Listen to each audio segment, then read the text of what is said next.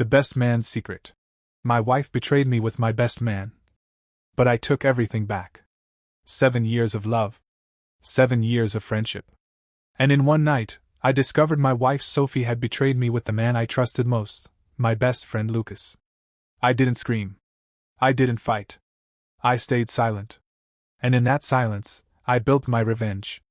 This is the emotional, powerful story of how betrayal turned into strength, how lies collapsed into justice, and how I rose from the ashes stronger than ever.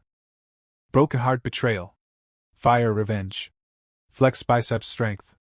They say the cruelest betrayals don't come from enemies. They come from the people you die for. My name is Adam Carter, and for 7 years, I thought I had the perfect marriage. My wife, Sophie, was everything to me, smart, beautiful, the kind of woman who could walk into a room and make every head turn. And my best friend, Lucas? He was more like a brother. He was the best man at my wedding. I trusted him with everything, my secrets, my business ideas, even my life. But trust is a fragile thing. And once broken, it can never be mended. It started with whispers. A late text that Sophie brushed off as just a friend. Nights when Lucas suddenly became too busy to hang out, even though he used to be the first to call. A change so small you'd almost think I was paranoid. Almost. Then came the night Mark, another close friend of mine, pulled me aside at the bar. His voice was low, almost guilty, when he said, "Adam, you need to open your eyes. Lucas and Sophie, something's not right." At first I laughed it off. Lucas? My best man? The guy who toasted to our forever on my wedding night? Impossible. Sophie? The woman who swore she loved me more than anything? No. But doubt, once planted, spreads like poison. I began watching. Not obsessively, but carefully. When Sophie said she was out shopping, I noticed her receipts didn't match the stores she mentioned. When Lucas canceled plans with me, I caught glimpses of him near places he shouldn't have been. The final crack came one evening when I left work early. I parked across the street from Lucas's apartment. My stomach churned, my hands trembled, but something in me needed to know. And then I saw them. Sophie stepping out of his car. Lucas's hand on her waist. Their lips meeting in the dim light before they disappeared inside. My heart didn't just break, it detonated. 7 years of love. 7 years of friendship. All burned to ashes in seconds. That night, I didn't confront them. I didn't scream, I didn't fight. I drove home in silence, the steering wheel shaking under my grip. Because anger fades. But silence? Silence can cut deeper. I made a decision. I would not just leave them. I would not simply walk away. No, Lucas and Sophie had taken everything from me. And I was going to take everything from them. Silence can be a weapon.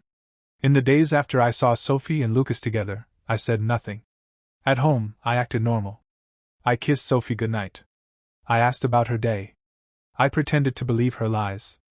Inside, though, I was already building a plan. Lucas and I had been close since college. We even worked in the same circles, small construction firms, local business contracts. He was ambitious but reckless. Always chasing quick money, always cutting corners. I had covered for him more than once, thinking that's what friends did. Not anymore.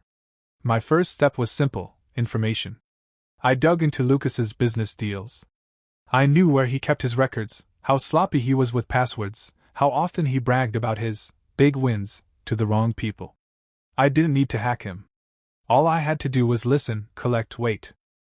Within weeks, I had enough dirt to bury him: fake invoices, unpaid debts, shady deals he never reported. And the beauty of it all? He didn't even suspect. Meanwhile, Sophie was restless. She thought she was clever, sneaking out under excuses of girls' nights and extra errands. But I noticed the guilt slipping through. The late returns. The way she avoided my eyes when she thought I wasn't looking. And I smiled. Because I knew what she didn't: her double life was about to collapse. The night came when Lucas invited me out for drinks. As if nothing had changed. He laughed, slapped me on the back, told me about a new project he was sure would make him rich. I nodded, listening, every word feeding the fire inside me. When he left his phone on the table to grab another round, a message lit up. Sophie.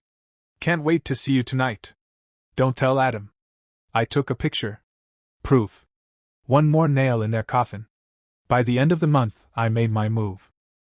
I forwarded Lucas's financial mess to the right people, business partners, investors, even the tax office. Slowly, the walls began closing in on him. Contracts pulled out. Friends distanced themselves. His phone buzzed constantly with angry messages. And Sophie? She was dragged down with him. Because everyone knew her as Lucas's shadow now. When his reputation crumbled, hers did too. Invitations stopped. Friends whispered. Even her family, once warm and supportive, began to question her choices. They thought they were winning behind my back. But in reality, I was stripping them bare, piece by piece. And the best part? They still had no idea it was me. Revenge tastes best when served cold. By the time Sophie and Lucas realized their world was collapsing, it was already too late. Lucas's business was in ruins, his so-called friends had abandoned him, and creditors were circling like vultures. Sophie, once so elegant and admired, now looked lost, her social circle gone, her reputation stained. But still, either of them suspected me. Not until the night Sophie showed up at my door. She looked different, tired, worn out, nothing like the confident woman I once married. Her voice trembled when she said, "Adam, please, we need to talk." I let her in, not because I wanted her back, but because I wanted her to hear the truth. She sat at the edge of the couch, twisting her hands, searching for words. Finally, she whispered, "Lucas isn't who I thought he was. He's reckless, irresponsible. I made a mistake. I miss us. I miss you." For a moment, I almost pitied her. Almost.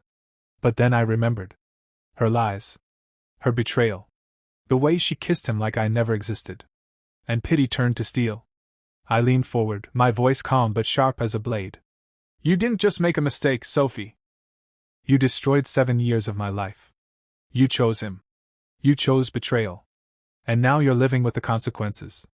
Her eyes welled up, tears spilling down her cheeks. "Adam, please, I still love you." I cut her off. "No. You loved the thrill. You loved the lies. But you didn't love me. Because if you did, you wouldn't have done what you did." Silence filled the room.